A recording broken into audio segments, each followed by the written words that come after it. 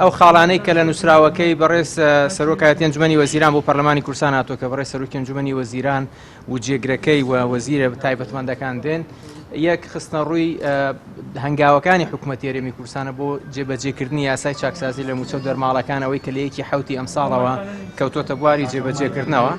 خاڵێکی تر پەیوەستە بە باسکردنی دۆخی دارایی هەرێمی کوردستان و بابەتی موچە. خاڵی سێیەم پەیوەستە بە دۆخی ناوچە کوردستانیەکان، بابەتی تر پێویستە بە وەزعی گفتوگۆکان لەگەڵ عێراق لەگەڵ حکوومەتی عێراق بەسەر بابەتی بودجە و ئەو خاڵانەی کە پەیوەستن بە ڕێکەوتنەدارایەکان لەگەڵ حکوومەتی عێراق، و خاڵی کۆتاییش بابەتی کۆرۆنا و لێکەوتەکانی لەسەر دۆخی ئابووری و تەندروستی و سیاسەتی حکوومەتی هەرێم. تقریبان ئەمە و خاڵانن کە لە نووسراوەکەی سەرۆکایەتی ئەنجومەنی وەزیران هاتووە. ئێمە هەفتەی ئایندە هەوڵین لە یەکێک لە ڕۆژەکانە بە پێوەی کە چ کاتێک بۆ پەرلەمانی کوردستان چ کاتێک بۆ ئەنجومەنی وەزیران، بەڵام حتمەن لە هەفتەی ئایندە و دانیشتە ئەنجامە. جارە پێشەم شتێ ئەم بابەتە دوو بابەتی پەیڕەوی زۆر جیاوازن، هیچ پەیوەندیان بە یەکتریەوە نییە.